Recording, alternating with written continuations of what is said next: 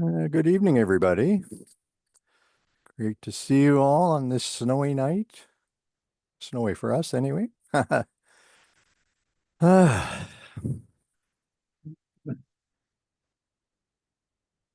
So it suddenly occurred to me bright and early this morning that some of you may be wondering why I'm devoting the next two classes of this course to certain passages in the Quran. There are actually two reasons for this strategy. First, because Shoghi Effendi, the guardian of the Baha'i faith, urged Baha'is to study the Quran, as we will see in a minute. Secondly, because the passages we will explore are fundamental to the development of Islamic mysticism.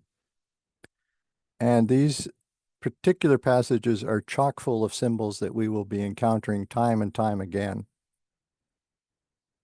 So I hope that this will become readily apparent in classes 7 through 12. So here are two of Shoghi Effendi's statements concerning the Quran. The guardian would certainly advise and even urge the friends to make a thorough study of the Quran, as the knowledge of this sacred scripture is absolutely indispensable for every believer who wishes to adequately understand and intelligently read the writings of Baha'u'llah. Although there are very few persons among Western Baha'is who are capable of handling such a course in a scholarly way, the mere lack of such competent teachers should encourage and stimulate the believers to get better acquainted with the sacred scriptures of Islam. In this way, there will gradually appear some distinguished Baha'is who will be so well versed in the teachings of Islam as to be able to guide the believers in their study of that religion. And one of the people who has risen to that height, as far as I'm concerned, is Todd Lawson. Here's the second quotation. It is certainly most difficult to thoroughly grasp all the surahs of the Quran, as it requires a detailed knowledge of the social, religious, and historical background of Arabia at the time of the appearance of the Prophet. The believers cannot possibly hope, therefore, to understand the surahs after the first or even the second or third reading. They have to study them again and again, ponder over their meaning, with the help of certain commentaries and explanatory notes, as found, for instance, in the admirable translation by George Sale. Endeavor to acquire as clear and correct understanding of their meaning and import as possible. This is naturally a slow process, but future generations of believers will certainly come to grasp it. So this will be a baby step in that direction, shall we say. So tonight we're going to look at Muhammad's night journey and his ascension to heaven. And next week we're going to look at the encounter between Moses and an unknown character who is later identified as Kisra. So let's start with the night journey. So tonight we're shifting from the Christian to the Islamic world. Our second visionary narrative features the Prophet Muhammad. Although these are often lumped together, this narrative is comprised of two events, which may or may not have occurred on the same night. One occurred on the horizontal dimension, the other on the vertical. The horizontal one is called the night journey, while the vertical is known as the ascension. The two events are both mentioned in the Quran, but are not supplied with much detail. A much fuller story is provided in a series of traditions. The traditions are stories of the words and actions of Muhammad beyond the revelations captured in the Quran. So tonight I need to share my screen again, so I will do that. And I'm going to need volunteers, as you can see. Oh, we've already got Milton. My goodness, you're quick. Thank you so much, sir. How about number one? Okay. Hadith is a form of Islamic oral tradition containing the purported words, actions, and silent approvals of the Prophet Muhammad. Each hadith is associated with a chain of narrators, that is, a lineage of people who reportedly heard and repeated the hadith, from which the source of the hadith can apparently be traced. Compilations of hadith were collected by Islamic scholars known as the muhadiths in the centuries after Muhammad's death. Hadith are widely respected in mainstream Muslim thought and are central to Islamic law. Okay, great. Thank you. So let's first examine the Quranic accounts, then review the more fulsome story in the Hadith. The excerpts from the Quran are in a red font to distinguish them from the Hadith and other commentaries. So one of the earliest Meccan surahs declares that Muhammad received the Quran from a noble messenger, the angel Gabriel. So as this next passage indicates, he saw Gabriel upon the clear horizon. Okay, so Linda is going to read number 2 for us. Truly it, the Quran, is the speech of a noble messenger, possessed of strength, before the possessor of the throne, of high rank, obeyed, trustworthy withal. Your companion is not possessed.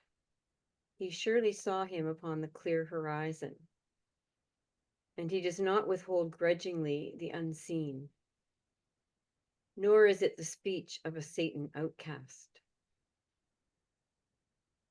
Okay, so there are several things in here that I want to unpack a bit further. First, let's look at noble messenger. This is taken by most commentators as a reference to the archangel Gabriel, though some take it as a reference to the prophet. So Ingrid, we need to ask you to read number 3. Mark, can I just ask a question? Yes, you can. The numbers, I forget what the numbers are after each of those phrases. It says 20, 21, 22. Yeah, they're the verses inside that Oh, particular within surah. 19, 25. Okay. Yeah. Okay, and your number 3, please. Okay. Upon the clear Oh, horizon. sorry. Yeah, I beg your pardon. Sorry, I was expecting you to jump right into according. Go ahead. Sorry. Okay. So upon the clear horizon, according to some, the prophet had sought a vision of the archangel Gabriel in his true form. And when he saw him upon the horizon with 600 wings, he fell down prostrate, covering himself.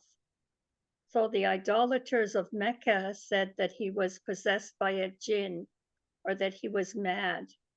And verses 20 to 23 were revealed in response. The clear horizon is understood by some as a specific reference to the east as the place where the sun rises, or as a reference to 53:7, which says that Gabriel was upon the highest horizon during the night journey and ascension. Okay, so I should explain what I'm doing is I'm going through a very comprehensive commentary that was put out by Sayyid Hussein Nasser and a group of his closest students. This is called the Study Quran. It was published, I think, only 2000 and let me just pull that up. Paper is very thin. Oh my goodness, what was it? 2015. So this is an extremely comprehensive translation and commentary. If you ever decide to do a study of the Quran, this is the one to start with. Anyway, okay. So what I'm doing is I'm taking extracts from that study Quran to unpack what the Quran itself is saying. Okay, so I want to look at the word grudgingly. So he does not withhold grudgingly the unseen. So Actually, this means Muhammad teaches the Quran and the rulings of God that he has been instructed to teach, withholding nothing. And then at the end, there's a Satan outcast.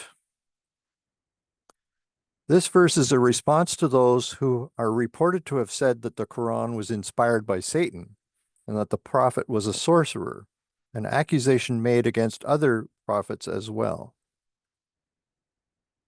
Okay, so now let's look at the single Quranic mention of Muhammad's night journey. It's just a short one. It's number 4, and I see Margaret is willing to read that one for us. Good. Glory be to him who carried his servant by night from the sacred mosque to the farthest mosque, whose precincts we have blessed, that we might show him some of our signs. Okay, thank you. Now, because that was so short, maybe I can ask you to read the next one at the right time, okay? Yeah. Okay, great. So, in this particular case, his servant is the Prophet Muhammad.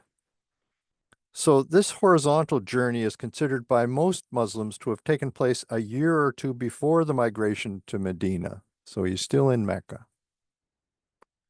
So the sacred mosque listed here is actually the Kaaba in Mecca.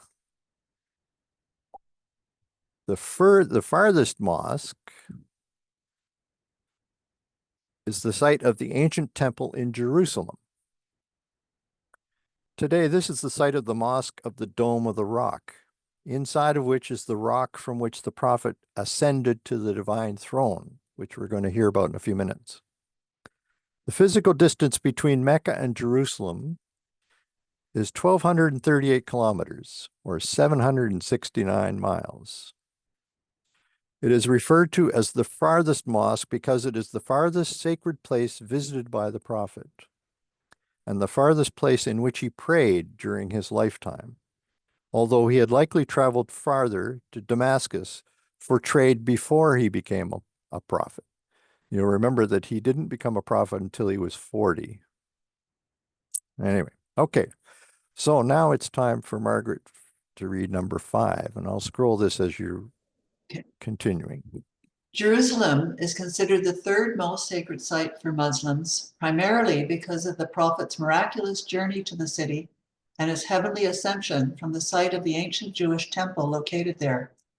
In fact, after the Prophet's return from the night journey, and for several years thereafter, the Prophet and the Muslim community prayed in the direction of Jerusalem, making the city the first direction of prayer, which also contributes to its sacred status in Islam. The direction of prayer was changed from Jerusalem to Mecca in the year 624, after the revelation of 143-44, which instructed the Prophet and the Muslim community to turn in prayer toward the sacred mosque in Mecca. Thank you very much. So the year 2 is the Muslim calendar, 624 is the Christian one, the equivalent. Okay. So the phrase, where is it now? Carried. Carried his servant from the sacred mosque, okay, to the furthest mosque. This was done by night. The Arabic phrase means to travel at night. It emphasizes that this journey from Mecca to Jerusalem and back again, a journey that would have ordinarily taken over a month at that time, was accomplished in a single night. Okay, so now we're ready to talk about the Ascension. And the Arabic word al-Miraj is normally translated as the Ascension. It originally designated a ladder, but over time came to mean an ascent, specifically referring to the Prophet's ascension to heaven. For Christians and Jews, the word ladder immediately conjures up the image of Jacob's ladder. This is an image of the Logos with the angels descending and ascending, God appearing at the top of the ladder and Jacob remaining below. The story of Muhammad's ascension appears in Surah 53, which is called the Star. This is one of the most famous surahs of the Quran because of its poetic rhetorical power and the debate that arises over the meaning of the first section, the first 18 verses, which is said to refer to two different seminal events. Okay, so number 6 is going to be Elizabeth. Now, Linda caught a couple of typos in here that I should mention. In number 10 here, the he revealed and what he revealed should both be capitalized. Those are references to God. That was my mistake. Anyway, okay, so go ahead, please, Elizabeth. At the star, when it sets, your companion Muhammad has neither strayed nor erred, nor does he speak out of caprice. The Quran, is not but a revelation revealed, taught him by one of awesome power, the Archangel Gabriel, or God himself. Possessed of vigor, he stood upright when he was upon the highest horizon. Then he drew nigh and came close, till he was within 2 bows' length, or nearer. Then he revealed to his servant what he revealed. The heart lied not in what it saw. Do you then dispute with him as to what he saw? Okay, thank you.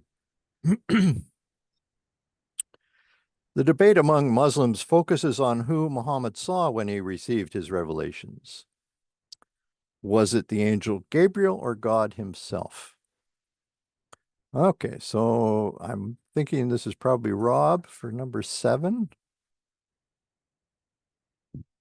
Mark, will you take questions? Well, it depends on whether they require a short answer or a long answer. If they require a long answer, can you hold it to the end? Okay. But if it's a quickie, go ahead. Within 2 bows' length, I take that to mean the Sadratul Muntaha.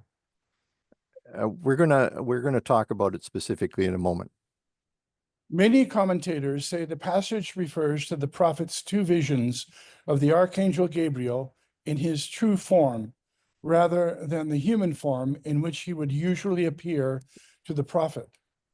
Many others interpret it as a reference to the prophet's vision of God, either with the heart alone or with the eye and the heart together, during his famous night journey and ascension, al-Isra wal-Miraj, when he is said to have traveled through the 7 heavens to within 2 bows' length of God.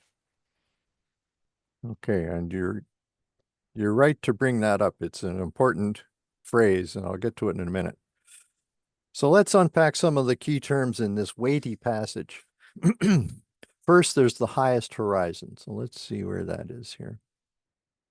It was upon the highest horizon.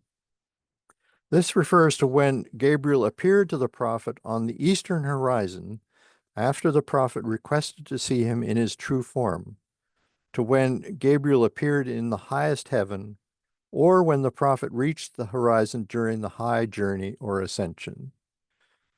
So it could be any one of the 3. Let's see. He came close. Some relate this verse to a famous Hadith Qudsi. God says,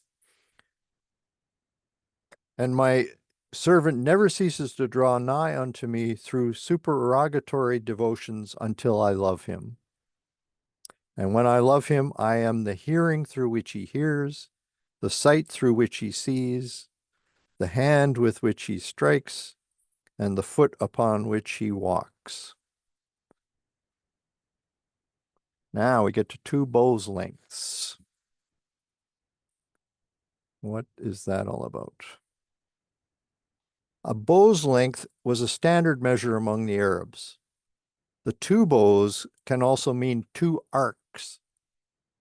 When viewed as forming the 2 halves of a single circle, some see them as representing the circle of existence, in which one bow represents the arc of descent, whereby God brings forth creation, and the other bow represents the ark of ascent, whereby creation returns to God. And then the heart lied not. This is the prophet's heart.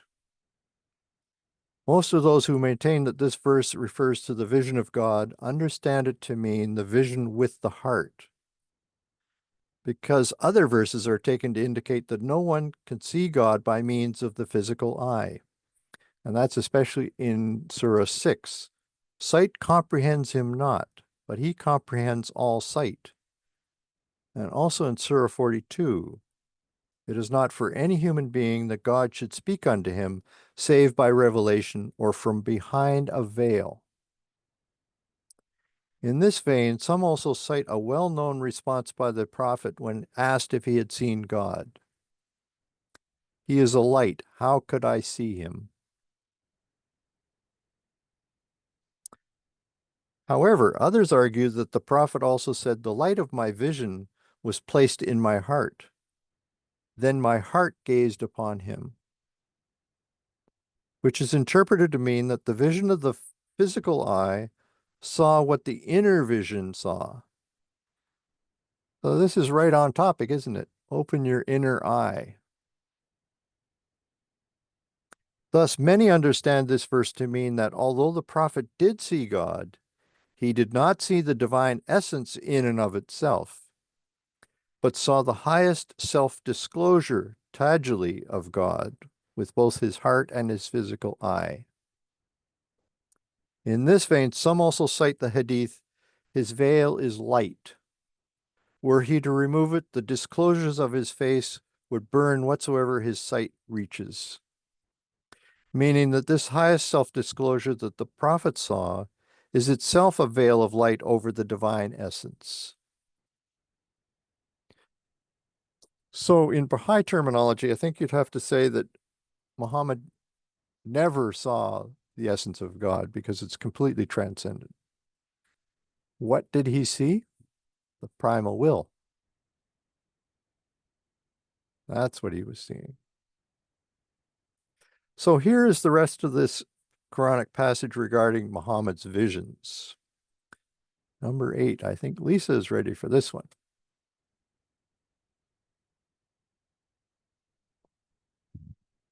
Whoop, still not muted. There you go. Sorry. Okay. Many commentators say the passage Oh, refers. sorry, Lisa. It's number 8. Oh, I'm sorry. Pardon me. Yeah. And indeed, he saw him another time at the lote tree of the boundary, by which lies the garden of the refuge, when there covered the lote tree that which covered. The gaze swerved not, nor did it transgress. Indeed, he saw the greatest of the signs of his Lord. Okay, thank you. So you're wondering what is he saying here? So another time in the first verse, this verse refers to either of the 2 times in which the prophet is said to have seen Gabriel in his true form, or 2 separate visions of God. We're not sure. The prophet is said to have seen Gabriel's true form only twice. Once at Mount Hira, where he had his initial revelation, and a second time during the Ascension. Those who maintain that it refers to the vision of God say that the prophet saw his Lord twice in a special self-disclosure. Once at the rending of the highest veil above the divine throne, and once at the lote tree of the boundary. So what is that, the lote tree of the boundary? I know Jack knows about this, but others may be a bit mystified. The Arabic phrase is Sadratul Muntaha. This is an enigmatic term that has led to many interpretations. Most say it is a tree in the 7th heaven to the right of the divine throne. It is of the boundary, either because it is the end of paradise or because all that is created ends there, so that none can pass beyond it and none knows what lies beyond it.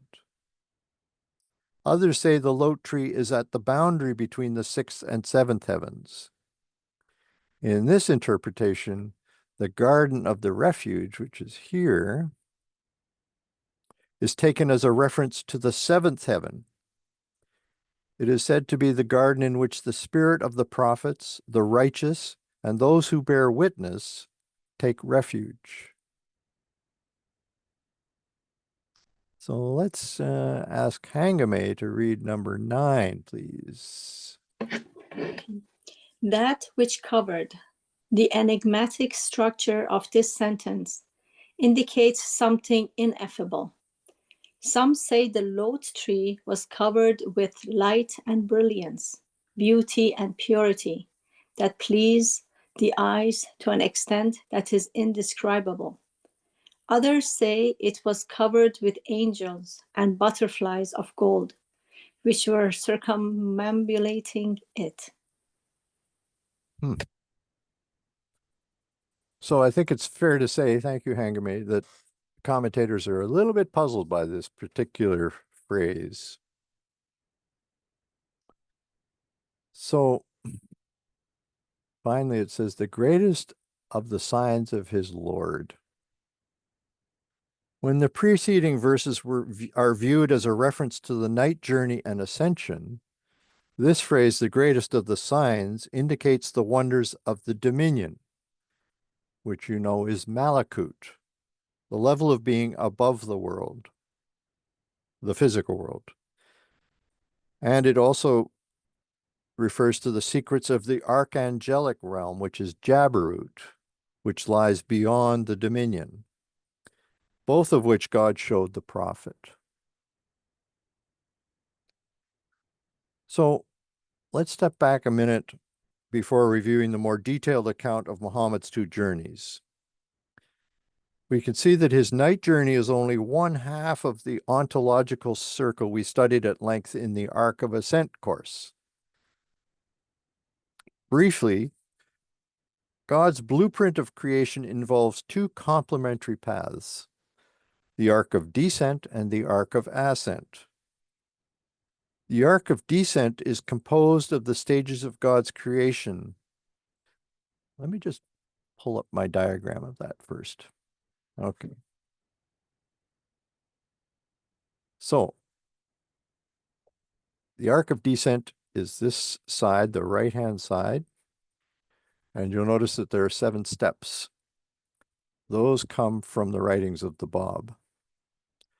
On the other side, the Arc of Ascent, you have 7 stages as found in the 7 valleys. Okay. So the Arc of Descent is composed of the stages of God's creation of the world through a set of distinct steps descending from the primal will to the world of nature. The Arc of Ascent is the path of humanity's return to God through a series of stages that reverse those in the Arc of Descent, as people are drawn back to their origins in the primal will. Together, these 2 arcs form a circle which encompasses all possible levels of being and existence. Nader Saidi contends that the concept of an ontological circle is, in his words, central to Baha'u'llah's mystical discourse. So, Muhammad is primarily known as a messenger of God, through whom the knowledge of God descends into the world of humanity. So that's that right-hand side of the diagram again. His night journey marks his return to his source. So he's moving back up to visit God. It also serves as a template for those spiritually inclined individuals who strive to meet God one-on-one. Okay, so let's go back here. And Bill Kelly is on board here for number 10. Don't worry about the Arabic, just pass over it. Word Rasul, messenger. indicates a descent of God toward the world. It also implies an ascent of men toward God. In the case of Mohammedan phenomenon, the descent is that of the Quranic revelation, and the ascent is that of the prophet during the night journey. In the human microcosm, descent is inspiration, and the ascent is aspiration. The descent is divine grace, whereas the ascent is human effort, the content of which is the remembrance of God, whence the name Zikrullah. Sorry, it continues on here. Oh, given to the prophet. Yeah. Zikrullah is the remembrance of God. Yeah. Okay. Thank you, sir.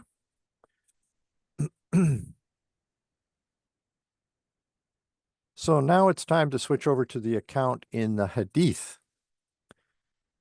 Now, this is mentioned in this particular book here, which is a fairly thick volume, Ibn Ishaq's Life of Muhammad. For the full fleshed out version of Muhammad's 2 journeys in the imaginal realm, we are going to rely on this particular book, The Life of Muhammad. Ibn Ishaq was a great-grandchild of the Prophet's generation who died in 151 Ante-Hijra, which was 767 Common Era. He was therefore alive during the period when the traditions of Muhammad's words and acts outside of the Quran were being collected. The original text of this Life of Muhammad have not survived. However, much of the original was copied over by Ibn Hisham, who died in 218 or 833, so about 70 years later, into a work of his own. So according to Alfred Guillaume, the British Islamic scholar who translated the work into English, Ibn Hisham abbreviated, annotated, and sometimes altered the text of Ibn Ishaq. Guillaume believed that Ibn Hisham's interpolations were recognizable and could be deleted, leaving a so-called edited version of Ibn Ishaq's original text, which would otherwise be lost as a remainder. Guillaume also included additional content found only in the writings of At-Tabari, who is widely known for his historical works and expertise in Quranic exegesis. As one scholar put it, Tabari was an impressively prolific polymath. With these improvements, the Life of Muhammad presented practically all that is known of the life of the Prophet in English. As the earliest monument of Arabic prose literature, the life remains a work of the first importance. Okay, so that's where this source is. That's where I'm getting this information from. So let's look at the night journey in the Hadith. Ibn Ishaq begins by quoting his multiple sources for the story of the Prophet's night journey. These include Aisha, the Prophet's youngest wife, as well as 7 others. Each of them contributed something of what he was told about what happened when he was taken on that night journey. He notes that the matter of the place of the journey and what is said about it is a searching test and a matter of God's power and authority, wherein is a lesson for the intelligent. He concludes that the journey was an act of God by which he took him by night, in what way he pleased to show him his signs, so that he witnessed his mighty sovereignty and power. The story begins with the arrival of Burak, a supernatural winged horse-like creature, along with the angel Gabriel. So this is a sculpture of what that might have looked like from Mindanao. One of Ibn Ishaq's sources, Al-Hassan, who is the son of Al-Hassan al-Basri, details the initial interaction of Muhammad and Gabriel. Okay, so Durham, would you please read number 11 for us?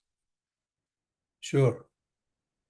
The apostle said, while I was sleeping in the Hijr, the mosque near the Kaaba at Mecca, Gabriel came and stirred me with his foot. I sat up, but saw nothing, and lay down again. The same thing happens a second, and then a third time. I sat up, and he took hold of my arm, and I stood beside him, and he brought me out of the door of the mosque, and there was a white animal, half mule, half donkey, with wings on its sides, with which it propelled its feet, putting down each forefoot at the limit of its sight, and he mounted me on it. Then he went out with me, keeping close to me. Ibn Ishaq, The Life of Muhammad. Okay, thank you. So another traditionist by the name of Qatada captures Barak's reaction to Muhammad. This is kind of cute. Okay, Alan from Nanaimo. Let's see if number 12 is up. The apostle said, when I came up to mount him, he shied. Gabriel placed his hand on its mane and said, are you not ashamed, O Barak, to behave this way? By God, none more honorable before God than Muhammad has ever ridden you before. The animal was so ashamed that he broke out into a sweat and stood still so that I could mount him. Okay, thank you. Okay, from there, the three traveled to Jerusalem. And we're going to need a few more volunteers here. Okay, Milton, please, number 13. His companion Gabriel went with him to see the wonders between earth and heaven until he came to Jerusalem's temple. There he found Abraham, the friend of God, Moses, and Jesus assembled with a company of the prophets, and he prayed with them. Then he brought 3 vessels containing milk, wine, and water, respectively. The apostle, Muhammad, said, I heard a voice saying, when these were offered to me, if he takes the water, he will be drowned, and his people also. If he takes the wine, he'll go astray, and his people also. If he takes the milk, he will be rightly guided, and his people also. So I took the vessel containing milk and drank it. Gabriel said to me, you have been rightly guided, and so will your people be, Muhammad. Okay, thank you very much. So Muhammad then returned to Mecca. And I guess, is it Roxanne this time or Rob? No, it's just me. Okie dokie. Then the apostle returned to Mecca, and in the morning he told Quraysh what had happened. Most of them said, by God, this is a plain absurdity. A caravan takes a month to go to Syria and a month to return. And can Muhammad do the return journey in one night? Many Muslims gave up their faith. Some went to Abu Bakr and said, what do you think of your friend now, Abu Bakr? He alleges that he went to Jerusalem last night and prayed there and came back to Mecca. He replied that they were lying about the apostle, but they said that he was in the mosque at that very moment telling the people about it. Abu Bakr said, if he says so, then it is true. Ibn Ishaq. Okay. Now the Quraysh, sorry, I should go back to that. Yeah, he told the Quraysh about it. So the Quraysh, well, these are an Arab tribe that inhabited and used to control Mecca and the Kaaba. They comprised 10 main clans, including the Hashim clan into which the Islamic prophet Muhammad was born. By 600 CE, the Quraysh had become wealthy merchants, dominating trade between the Indian Ocean, East Africa, and Mediterranean. They ran caravans to Gaza and Damascus in summer and Yemen in winter. They also mined and pursued other enterprises on these routes, placing business interests first. When Muhammad began spreading Islam in Mecca, the Quraysh initially showed little concern. However, opposition grew as he challenged the existence of gods other than Allah, which is an Arabic name for God or the God of Abraham. And then there's Abu Bakr. Who is this guy? He was a close companion and father-in-law of Muhammad. He is referred to with the honorific title as Siddiq, which means the veracious or truthful by Sunni Muslims, largely because of what he said up here about if he says so, then it is true. So he stood by Muhammad at that particular moment when his truthfulness was being cast aspersions on. Okay, there was much discussion at the time and in subsequent centuries as to whether Muhammad made this journey in his physical body or in his spirit. There is evidence for both possibilities, which we do not have time to examine. So here is how Ibn Ishaq viewed the issue. So that's number 15. And Lena, I'm hoping that you'll be willing to read both 15 and 16 at the right time. Okay, so let's do 15 right now. I have heard that the apostle used to say, "My eyes sleep while my heart is awake." Only God knows how revelation came, and he saw what he saw. But whenever he was asleep or awake, it was all true and actually happened. Ibn Ishaq. Okay, thank you. So, interestingly, God is reported to have said, "We made the vision which we showed thee only for a test to men." Okay, so that's the night journey. Let's look at the ascent now in the Hadith. It is not clear from Ibn Ishaq's narrative whether Muhammad made his ascent to God on the same night he journeyed from Mecca to Jerusalem or on another occasion. Okay, Lena, let's look at number 16 then. I heard the apostles say, "After the completion of my business in Jerusalem, a ladder was brought to me, finer than any I have ever seen. It was that to which the dying man looks when death approaches.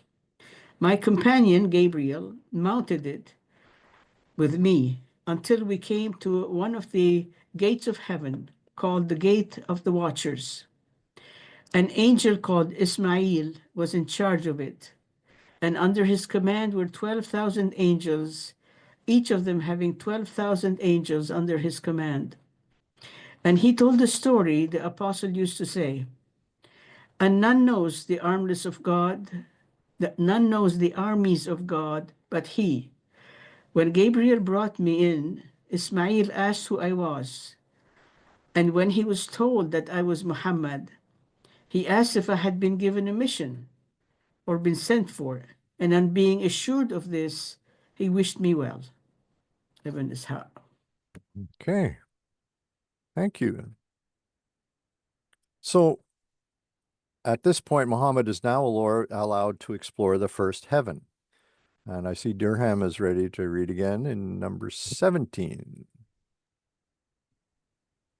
In his tradition, Abu Sa'id al-Khudri said that the apostle said, quote, "When I entered the lowest heaven, I saw a man sitting there with the spirits of men passing before him. To one he would speak well and rejoice in him, saying, 'A good spirit from a good body,' and of another he would say, 'Foe,' and from saying, 'An evil spirit from an evil body.' In answer to my question, Gabriel told me, that this was our father Adam reviewing the spirits of his offsprings. The spirit of a believer excited his pleasure, and the spirit of an infidel excited his disgust, so that he said the words just quoted. Ibn Ishaq. Adam. Wow. Who would have expected that? So Muhammad goes on to describe the punishments of 4 groups of evildoers in hell before continuing his journey up the ladder. So we'll skip over those. And I need 5 more volunteers.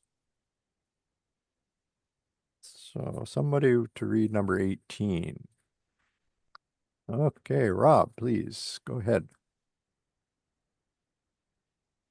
Then I was taken up to the second heaven, and there were 2 maternal cousins, Jesus, son of Mary, and John, son of Zechariah. Then to the third heaven, and there was a man whose face was as the moon at the full. This was my brother Joseph, son of Jacob. Then to the fourth heaven, and there was a man called Idris, and we have exalted him to a lofty place. Then to the fifth heaven, and there was a man with white hair and a long beard. Never have I seen a more handsome man than he. This was the beloved among his people, Aaron, son of Imran. Then to the sixth heaven, and there was a dark man with a hooked nose like the Shanua. This was my brother Moses, son of Imran. Then to the seventh heaven, and there was a man sitting on a throne at the gate of the immortal mansion of paradise. Never have I seen a man more like myself. This was my father, Abraham. Ibn Ish. Okay, thank you. That's quite a list of people here. Now that he has attained the highest heaven he will visit, Muhammad is informed that he and his community must pray 50 times a day. Okay, let's see, Jack. Take it away, number 19. I'll just scroll that up a bit. Whoop. Yeah. When Gabriel took him up to each of the heavens and asked permission to enter, he had to say whom he had brought and whether he had received a mission, and they would say, God grant him life, brother and friend, until they reached the seventh heaven and his Lord. There the duty of 50 prayers a day was laid upon him. Ibn Ishaq. Okay, and that's great. Now I hope you'll be willing to read the next one. Fortunately for humanity, Moses takes pity on Muhammad and recommends that he negotiate the number of daily prayers with God. Okay, so that's number 20, Jack. Okay. The apostle said, on my return, I passed by Moses, and what a fine friend of yours he was. He asked me how many prayers had been laid upon me. And when I told him 50, he said, prayer is a weighty matter, and your people are weak. So go back to your Lord and ask him to reduce the number for you and your community. I did so, and he took off 10. Again, I passed by Moses, and he said the same again. And so it went on until only 5 prayers for the whole day and night were left. Moses again gave me the same advice. I replied that I had been back to my Lord and asked him to reduce the number until I was ashamed, and I would not do it again. He of you who performs them in faith and trust will have the reward of 50 prayers. That's quite a story. Thank you, Jack. So, it is said that at Muhammad's return, his bed was still warm, and that the pitcher of water which had tumbled over when he was carried away had not yet leaked out completely. This led to the heavenly journey becoming a model of the ecstatic state in which man can live in a single moment through years, even centuries and millennia. This eternal now that the mystic soul touches during such an experience is beyond created serial time. It is the moment, waqt, that the prophet experienced during his flight. The prophet's journey raised several issues for Islamic theologians, which we must pass by here. Instead, I'd like to take a quick peek at the way the poets and mystics venerated this event. And David Oak, would you be willing to read number 21 for us? Yes. The poets, especially in the Persian and Persianate areas, have depicted this mysterious event through increasingly fantastic and grandiose images, using all their imagination to vie with one another in fanciful descriptions of the prophet's journey through the spheres. Most of the great epic poems in Persian include, after the praise of God and a eulogy for the prophet, long descriptions of the heavenly journey in which every conceivable rhetorical device is used to give the reader at least a faint idea of this unique event. The story was embellished with ever more charming details, such as the growing of the rose from Muhammad's perspiration that fell to earth during his nocturnal flight. And the poets tried to express the paradox that the sun of existence had arisen heavenwards at night. And that's Anna Marie Schimmel, and Muhammad is his messenger. Okay, that's great. Thank you. So, Fariduddin Attar, who wrote The Conference of the Birds, the structure of which Baha'u'llah used in the Seven Valleys, mentions an important detail in the final stage of Muhammad's ascent that we have not yet encountered. And Lisa is going to read number 22. Take your time, it's a long one. When Ahmad, i.e. Muhammad, ran beyond the Sidra tree to find the essence of the highest friend, his faithful guide, this mighty Gabriel, whose one wing covers all from sky to earth, stayed there behind. But Mustafa, Muhammad, went on, soon drawing closer to the royal hall. The prince now turned to Gabriel and asked, "Why do you stay behind? Come with me now." He answered, "O my king of mysteries, I cannot farther go, cannot proceed. You, ruler of the world, must go ahead. My way ends here, and more is not allowed. Should I proceed a hair's breadth in my flight, my wings would burn in God's consuming light. But you must go toward the friend supreme, for it befits to you to be so close."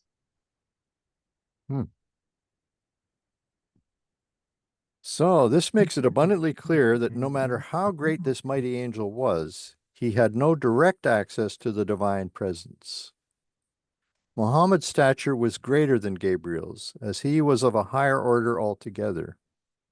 As Yunus Emre, the Turkish mystic, put it, "For lovers, even Gabriel is a veil."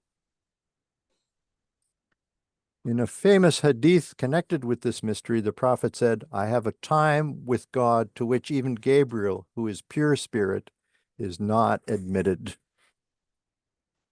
This remark is interpreted as a reference to the peak of the prophet's night journey.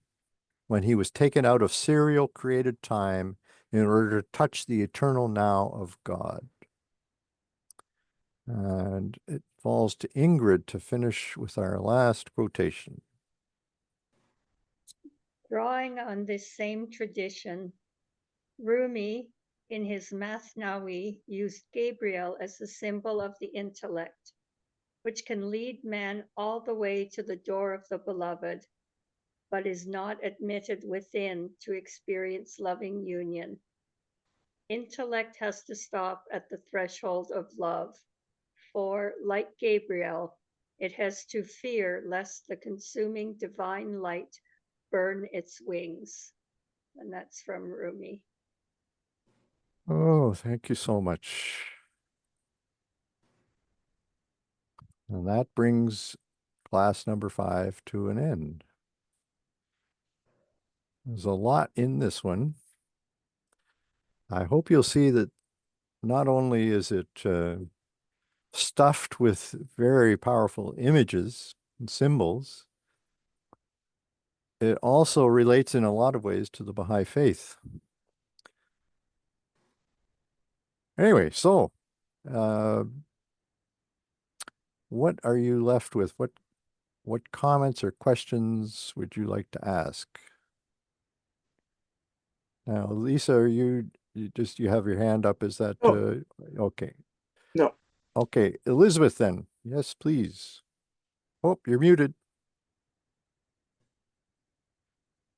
Okay, well, first of all, the first of all, 50 obligatory prayers a day were being, prescribed, and then it was gradually reduced to 5.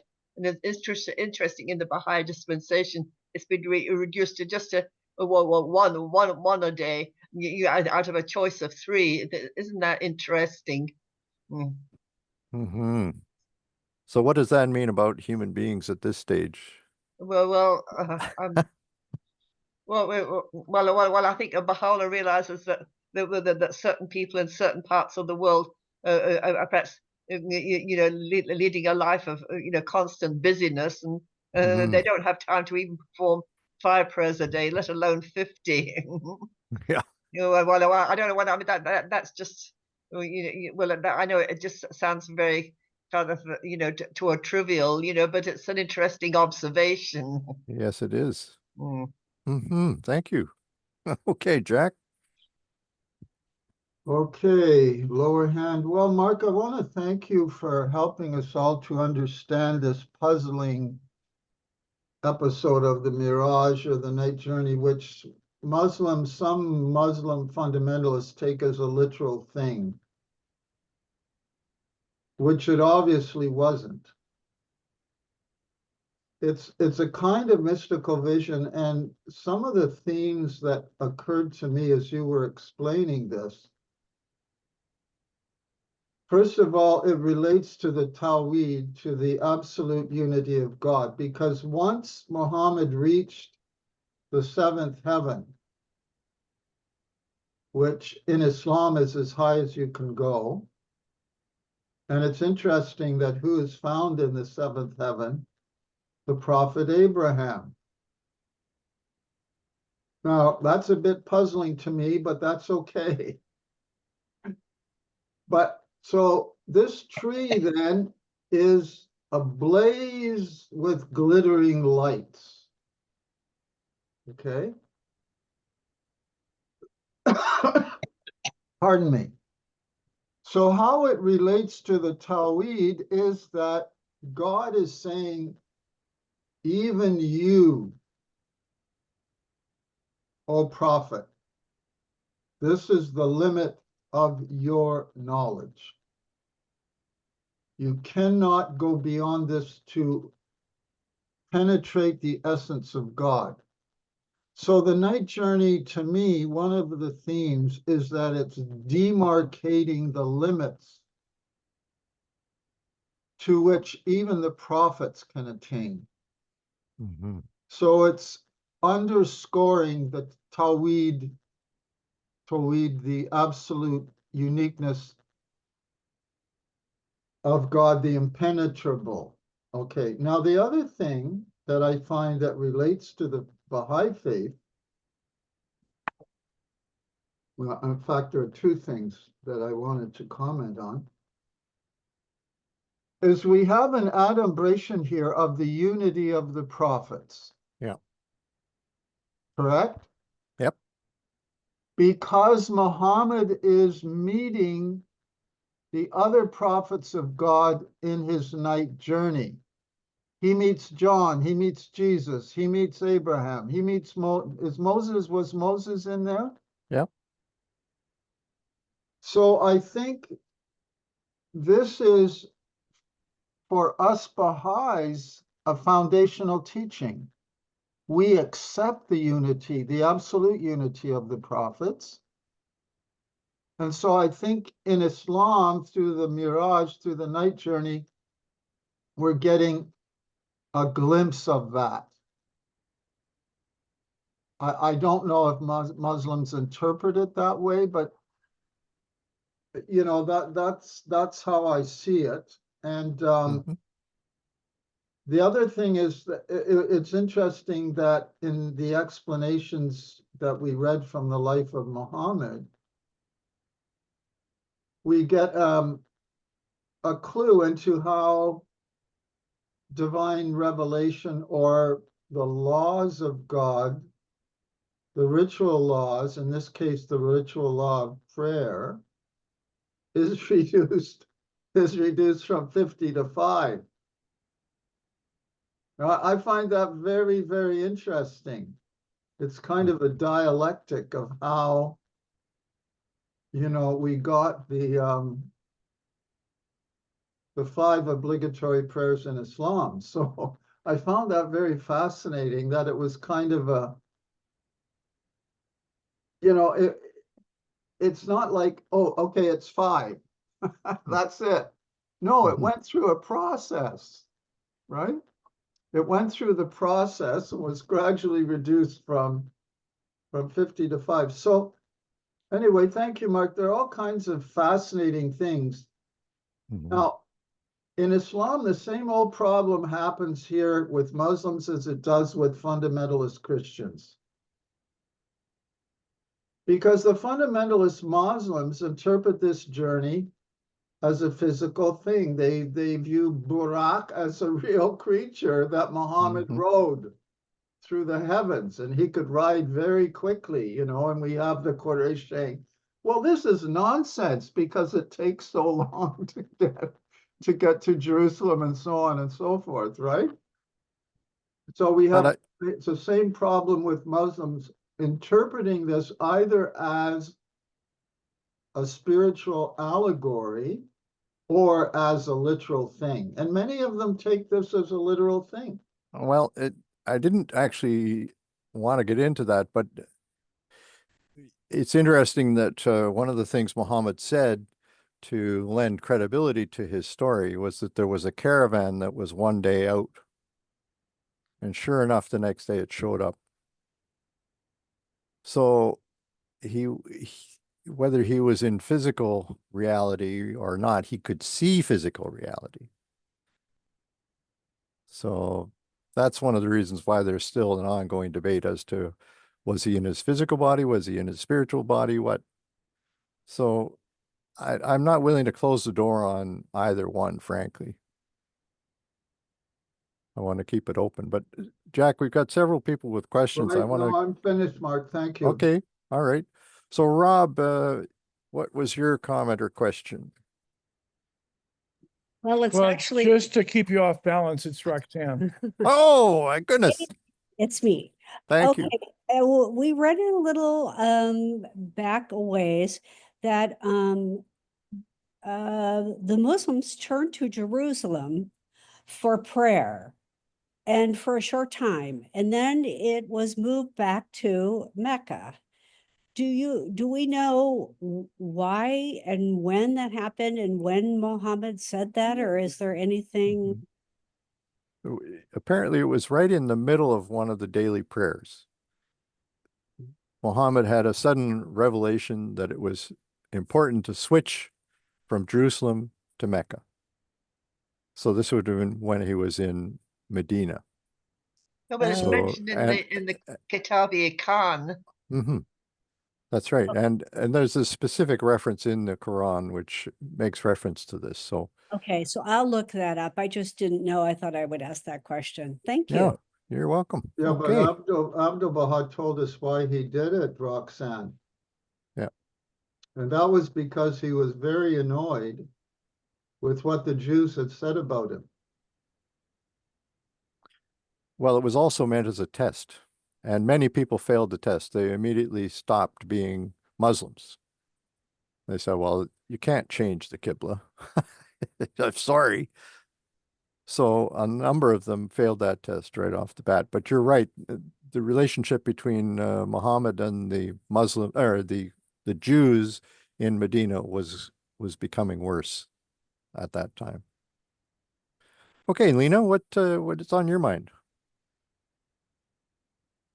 Very simple. I would request, can you give us the references of the first two quotes from The Guardian that you read at the beginning of the class? Oh, I can certainly do that. I'll do that tomorrow morning. Okay, Yeah. thank you. That's No my problem. question. Yeah. Yeah, great. Okay. All right, Durham, what do you think about? One thing might sound funny, but you know, Moses was encouraging Muhammad to go and negotiate the number of prayers. And I wonder whether Moses negotiated the number of commandments, the 10 commandments, and brought them down to 10, you know? I'm sure. And the other thing is the name Buraq, the horse, that it comes from the verb barak, which means lightning. So it's so fast, it's like a lightning. That's Okay. where the word comes from. Excellent. Thank you. Good point. Okay, Alan.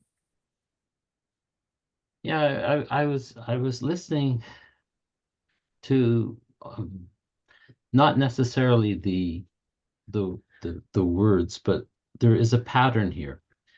When I think of Christianity and I think of the stories, it's very simple. These are stories, and you can sort of pull something out of them and probably pull 5 or 6 things. But when I think of Islam and I hear the words from the Quran, this is a thinker's religion. This is a religion that is designed through the use of the prophet to build people who think, who do analysis, who debate. I would imagine a lot of debate is occurring. And it just strikes me that the divine is choosing different techniques to achieve different ends and purposes. And I thought this is a wonderful thing about Islam, is it forced people to think. It forced people to analyze and make sense of things rather than just having a simple story, which is more the Christian approach to things. And then going back, of course, to Moses, there's the 10 Commandments and thou shalt, which is what you would and how you would behave towards a child. But through Christianity, you learn through the lessons that are provided. And then in Islam, you become a thinker. And that leads me to wonder about the Baha'i revelation. It's not necessarily just a thinker anymore. It's an understander, or some word that somebody smarter than me will invent. Thank you. Very nice. Okay, Thomas from Japan, how are you doing today? Howdy. Well, I noticed in the reading 6 different readings that I thought were interesting. But I'm just going to shortly mention the first one is reading number 4 about the farthest mosque. I recommend people do some Googling and reading about the history of that mosque. It's very interesting. The second one is reading number 12 about Barak. And you know, there's a surah that's devoted It's called the Al-Adiyah Surah, which is all about the chargers, the horses. And that's very interesting because you can become really impressed with the impact that the horse had on human civilization, and particularly Timothy Snyder's praise of the Scythians, who I think introduced horse warfare and so forth. The next one is reading number 13 regarding the prohibition of alcohol in the Quran. I would recommend people to look at the 3 times that this prohibition of alcohol is mentioned and to think about them. The fourth is the reading number 16, which to me reminded me a little bit about, I think, what someone else was talking about, thinking and understanding versus just blind acceptance. So I was thinking about our earlier class with gnosis, you know, and how there's this way toward seeking truth through interior meditation compared to being in a debate with external arguments and so forth. The fifth thing I would recommend is the interesting comparison in the Bible between Aaron's position in the Bible and Aaron's character in the Quran.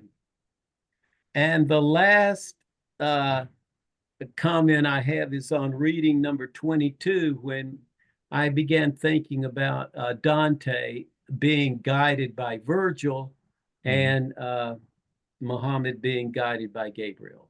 So that's my comment. Oh, goodness. Woo-wee. Well, I guess I'll pick up on the gnosis idea, because that's something of a theme that we're going to be following through Islam. We're going to see evidence of it, I think, in the next class, where we're talking about Moses and this mysterious figure. So here is a manifestation of God being taught by somebody else who has access to a higher knowledge somehow. So what is that higher knowledge? Anyway, I don't want to go into that in any detail right now, but just a teaser for next week. But those are great points. Thank you very much, Thomas. Okay, Bill. What's up? Yeah, so this idea of this seeing these various luminaries of different religions on this journey, and I was just wondering, like, you know, this was all of it, Muhammad seeing this. I was just wondering, like, where would we expect to find Baha'u'llah, and where would we expect to find Muhammad in this group of heavens, or is this an unknown? And that's just.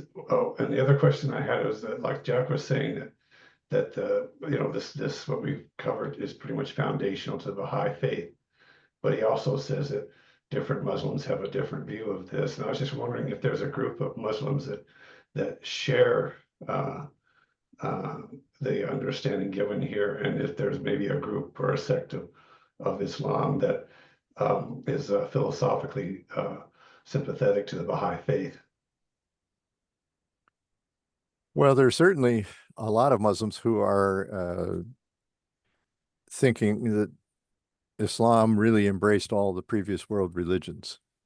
They don't make it into quite the doctrine that it is in the Baha'i faith, but all of the components of what we believe are essentially there, with the one big exception that they felt that Muhammad was the seal of the prophets, therefore there were to be no more. That's the one thing that Baha'u'llah has corrected in their understanding of that issue. I don't know whether the philosophers as a group would be open to the Baha'i faith itself, but they certainly would be. I think it would be a good point of first contact to to come back to them with sort of an expanded version of the oneness of all the religions. I think because they'd gone so far up to the, including Muhammad, that's a place where you could probably get them to eventually move to include others. But you'd need to do a lot of work on their understanding of the seal of the prophets first, as the concluding prophet. But in a way, it's true, because the Baha'i faith has seen the end of prophecy, and the cycle of fulfillment is beginning now. So in a way, it is true that he was the seal of the prophets. And the Bab was the bridge between those two cycles. I don't know, how does that strike you? I only know enough to know that sounds real good to me. Okay. Fair enough. Okay, Durham, what point would you like to make? You see, we read about the water, milk, and wine, or water, wine, and milk when they were offered to the prophets. Yes. You know that there are many Muslims argue that there is nowhere in Quran that wine is forbidden, 100%. Seriously. So this taught me something, this hadith, that when I speak with Muslim, if they say there's nothing in Quran, but what says in this hadith, he said it in so beautiful way. If I take water, your people will be flooded. If I take wine, your people will be astray. So he took milk, which makes, and very good way of introducing this subject to them, that whoever says that Quran does not 100% forbids drinking wine. So I found that very interesting. Okay. Okay, Thomas. Yeah, I'm back again. Yeah, got number 7. Okay, I'm reacting to kind of what Bill was saying.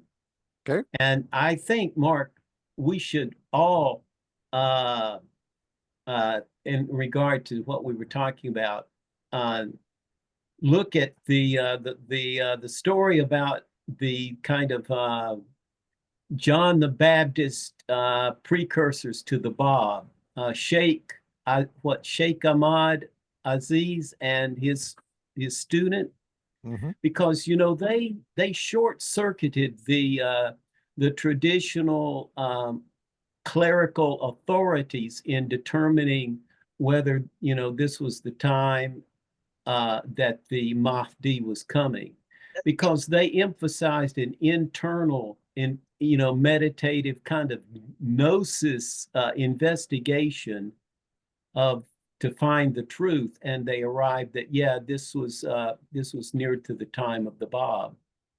So I thought that would be pertinent to what we were talking about. Yeah, and it is too. And we're going to actually devote class number 12 to Sheikh Ahmad. So it'll be just a little taste of some of the things he has to say. Unfortunately, very little of his work has been translated into European languages at this point. Someday it will be. I think it'll be quite fascinating, because as you're rightly saying, he's providing a bridge between the traditional theology of Islam with a lot of the innovations that the Bab brought. So the more you know about that background, I think the more you'll be impressed with the revolution that the Bab was bringing. You'll get a better sense of the dimensions of it. Anyway, okay. I give my credit to Todd Lawson on that. All right. As you should. Okay, Jack, what's on your mind? Oh.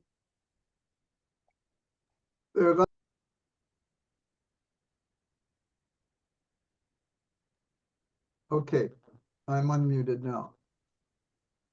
The number of commandments, right? the negotiation for the number of commandments. So we've got the big 10, but actually in Judaism, and of course, the Jews being so thorough about everything connected with the Torah, they've counted them. There are 613 commandments in Judaism. So Baha'u'llah let us off almost, well, not quite equally divided between the do's and the don'ts. I think there's more don'ts than do's, actually. But that's how they're given. They're given in both their positive and negative form. But when you think of the number of commandments that Baha'u'llah actually gave to the believers, it's quite reduced compared to we think of those 613 commandments in Judaism. You know, so we've been let off relatively lightly from that point of view. Well, that's assuming that they're easy to fulfill. I think that's not necessarily the case. I didn't say they're easy to fulfill, but the number is, you know, relatively. And regarding Bill's comment, I think it's safe to say, I wouldn't make a sweeping statement that all of the Baha'i teachings are in seed form in the Quran, because I don't believe that's true. Abdu'l-Baha has said categorically that there are certain things which are unique to the Baha'i faith that Baha'u'llah taught, which have not been taught in any of the holy books of the past. But I think it's also true to say that some of the seed teachings were in seed form in the Quran, like you know, for example, the succession of prophets, progressive revelation is there in a very, if you like, seed or seminal form. So some of the things are definitely there in Islam, but not all of them. Certainly not the equality of men and women, that's for sure, in its full form. Although Muhammad did advance the cause of women, the Bab advanced it even more by he didn't like polygamy, and he, you know, didn't favor polygamy. I don't know if the Bayan, the Arabic or Persian Bayan, mentions the number of wives that Babis could have, but in any case, and then Baha'u'llah taking it, and Abdu'l-Baha taking it even further. So some of the seed teachings are definitely there in the Quran for sure. Okay, friends, it's almost exactly 9 o'clock, and I think we're going to wrap it up. So I hope this first exposure to the Quran wasn't too painful, that it actually bore some fruit for you. I hope you'll see that it's relevant not just to the Baha'i faith, but also to what I'm attempting to do with this course. But you won't really know that until we've been through it. Anyway, so with that, I guess we're ready to say goodnight. Thank you so Mark. much. Thank you, Linda. Thank you, Linda, and you, Mark. All right. Thank you. Thank you. Thank you. Linda, Thank you. Thank you. Nice to see you all. Good night. Night. friends. Bye.